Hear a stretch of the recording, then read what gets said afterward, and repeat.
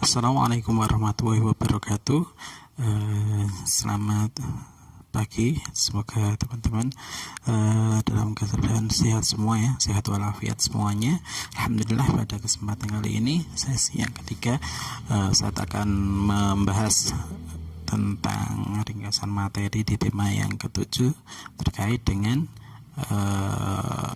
muatan pelajaran matematika. Di tema ketujuh ini kita kemarin sudah belajar di subtema yang awal, subtema pertama tentang luas bangun datar.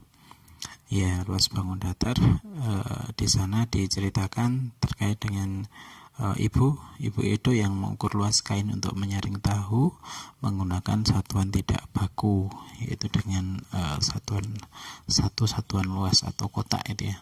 Kemudian kain menutup seluruh permukaan tahu setelah tertutup, kemudian diukur dengan menggunakan satuan luas, maka akan terlihat seperti gambar kain di bawah di sini ya. Di sini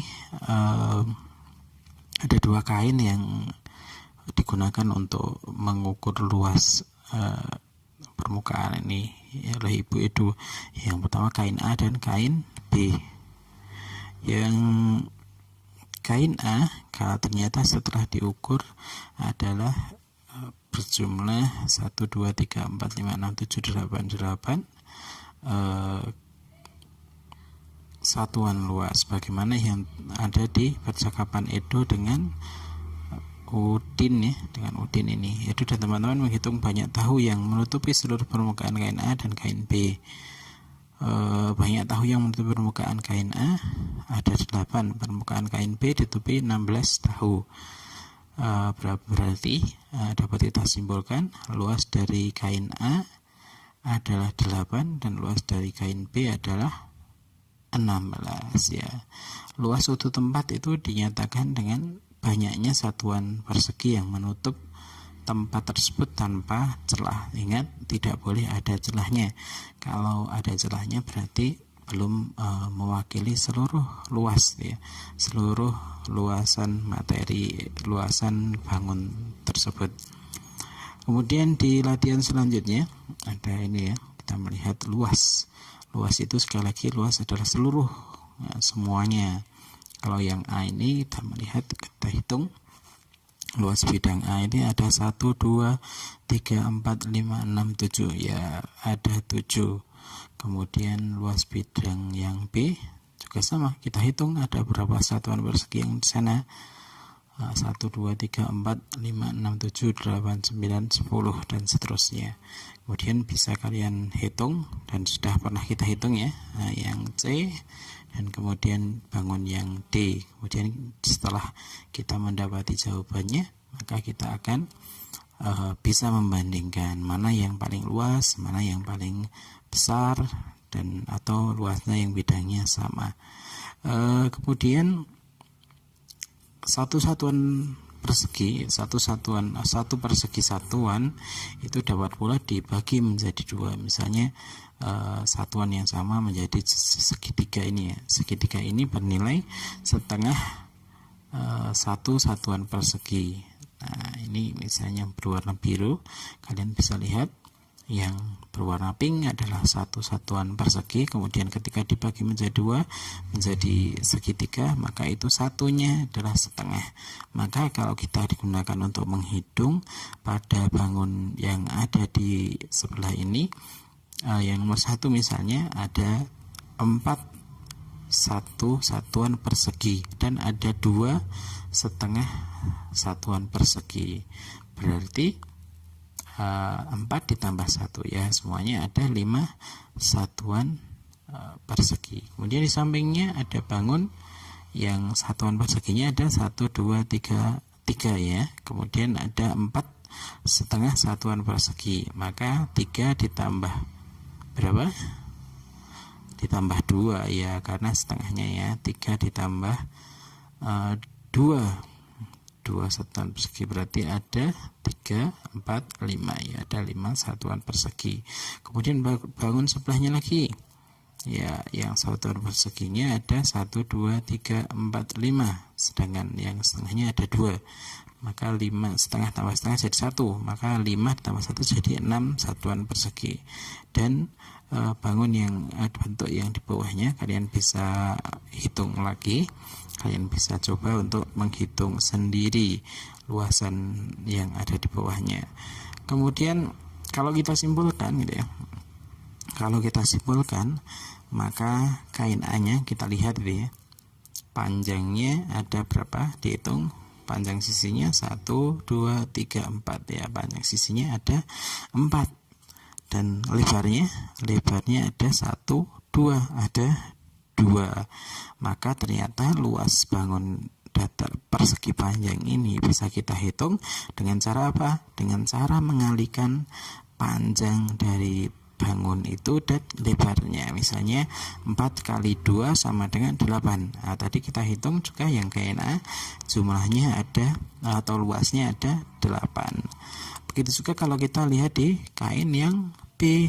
Ya, kain yang B ini bentuknya persegi. Jumlah sisinya ada 4 atau panjang sisinya ada 4. Sisinya sama ya. Kalau persegi sekali lagi, kalau persegi panjang ada sisi panjang, ada sisi lebarnya.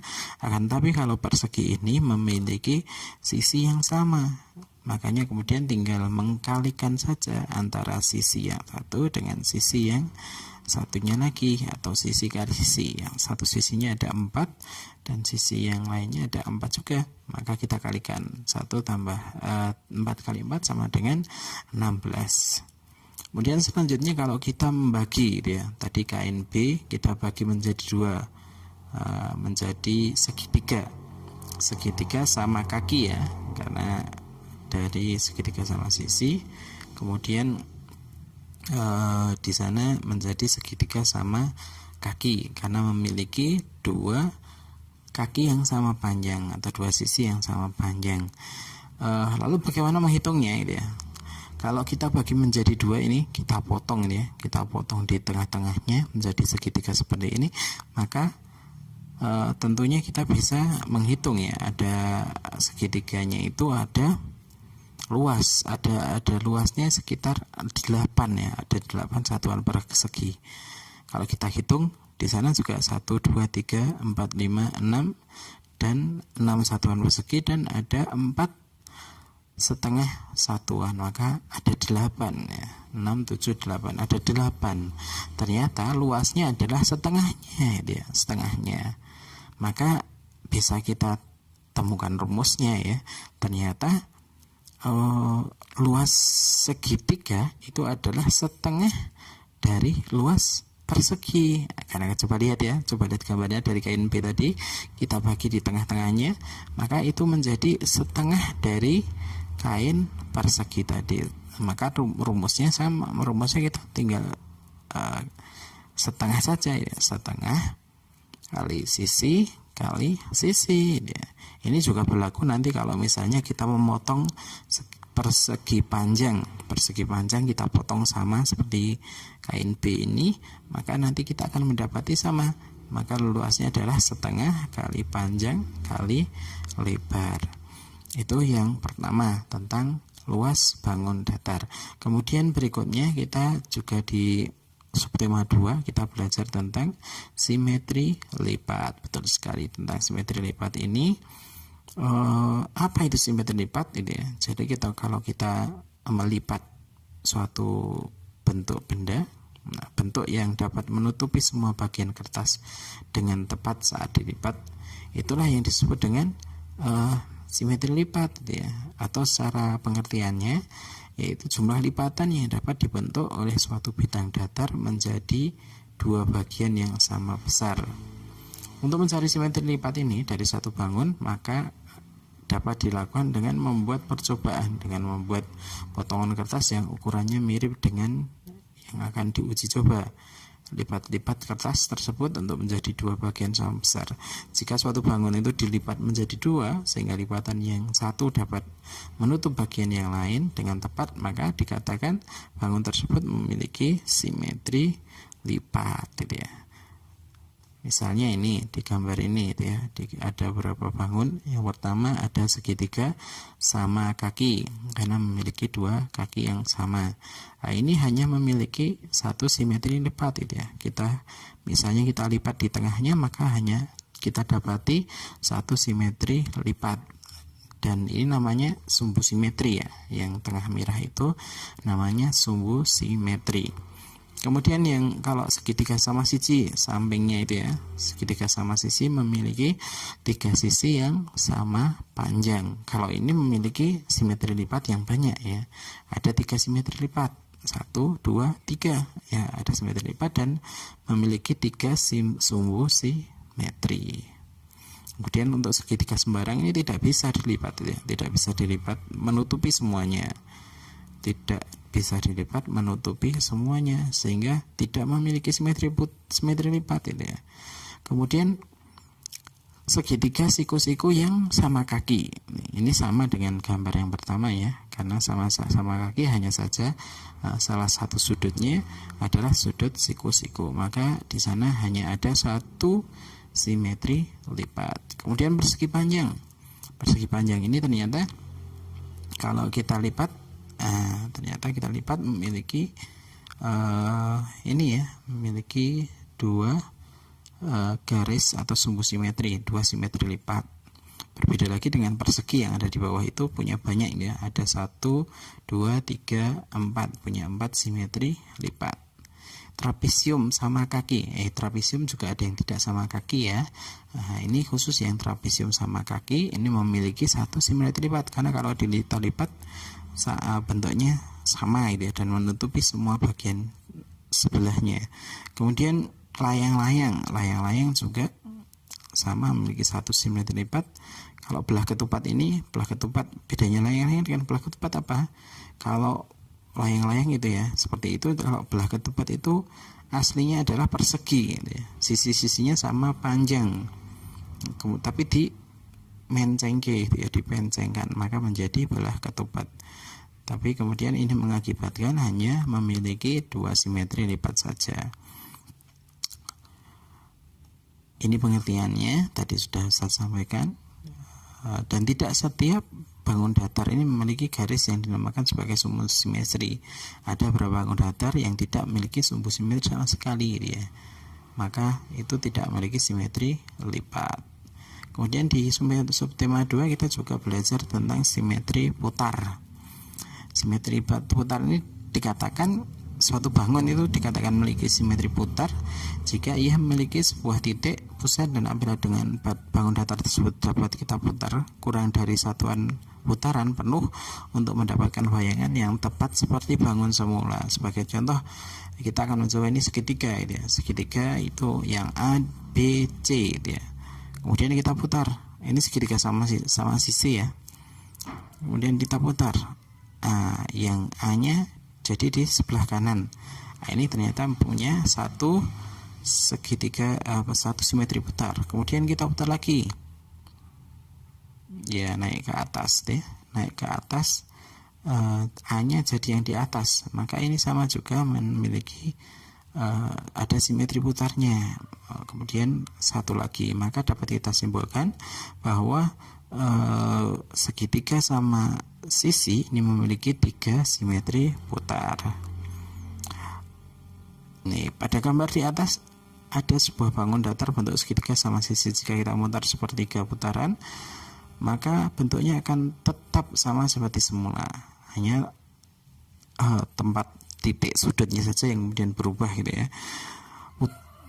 2/3 juga sama. Nah, itu artinya segitiga sama sisi memiliki tiga simetri putar. Apabila kita memutar sebuah bangun datar dan hanya bisa mendapatkan bayangan seperti bangun semula dalam satu putaran penuh, artinya bangun datar tersebut tidak memiliki simetri putar sama sekali. Contohnya apa? Trapesium misalnya itu. Trapesium sama kaki itu kalau diputar nanti kembali di posisi semula gitu ya. Maka itu tidak memiliki simetri putar, dikatakan tidak memiliki simetri putar. Begitu juga trapesium dan bangun yang hampir mirip seperti itu. Ini tadi di segitiga sama sisi kita sudah mencoba. Kemudian tadi ada persegi memiliki 4 simetri putar gitu ya.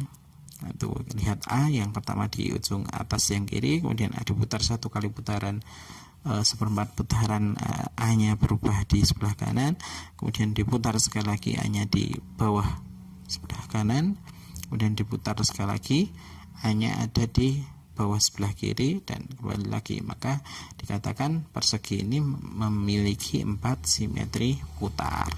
Nah, ini dapat kita simpulkan dari tadi apa yang sudah kita lihat tadi.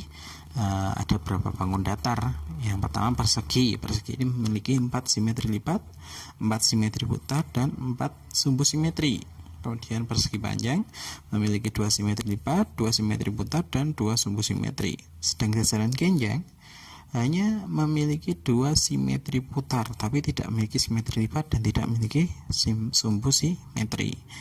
Kalau segitiga sama kaki tadi kita sudah mencoba, ternyata hanya memiliki 1 simetri lipat dan tidak memiliki simetri putar. Karena memiliki 1 simetri lipat, maka memiliki 1 sumbu simetri. Begitu juga segitiga sama sisi. Kalau segitiga sama sisi tadi memiliki 3 simetri lipat, 3 simetri putar, dan 3 sumbu simetri. Kalau segitiga sembarang ini tidak memiliki simetri lipat, maka otomatis tidak memiliki sumbu simetri. Juga tidak memiliki simetri putar, sehingga segitiga sembarang ini tidak memiliki simetri lipat dan tidak memiliki simetri putar. Kalau segitiga siku-siku tadi kita coba ya, segitiga siku yang ini segitiga siku-siku yang sama kaki ya, bukan yang sembarang ya. Segitiga siku-siku yang sama kaki yang kita coba tadi memiliki 1 simetri lipat dan tapi tidak memiliki simetri putar, dan hanya memiliki, karena memiliki 1 simetri lipat maka otomatis hanya memiliki 1 simetri sumbu simetri. Kemudian trapesium yang sama kaki. Kalau trapesium siku-siku tidak punya, trapesium sembarang juga tidak punya ya. Tapi kalau trapesium sama kaki hanya memiliki 1 simetri lipat, maka otomatis dia punya 1 sumbu simetri. Kemudian layang-layang ini hanya memiliki 1 simetri lipat dan tidak memiliki simetri putar, maka dia juga punya 1 sumbu simetri. Sedangkan lingkaran ini, kalau lingkaran ini punya banyak sekali ya, punya banyak sekali simetri lipat. Mau dilipat bagaimanapun maka banyak sekali dia, sumbu simetrinya agak banyak sekali dia. Kita lihat saja sepeda kita misalnya, ruji-rujinya itu kan banyak sekali. Nah, ini makanya kemudian dikatakan tak terhingga. Begitu juga kalau simetri putar, lingkaran ini kita putar, maka juga memiliki simetri putar yang banyak sekali ya, karena setiap tidak berubah, hampir tidak berubah lingkarannya, selalu lingkaran. Maka ini kita katakan bahwa simetri putar ini lingkaran ini memiliki simetri lipat yang tidak terhingga dan simetri putar yang tidak terhingga, dan sumbu simetrinya juga banyak sekali. Terima kasih atas pembelajaran hari ini. Assalamualaikum warahmatullahi wabarakatuh.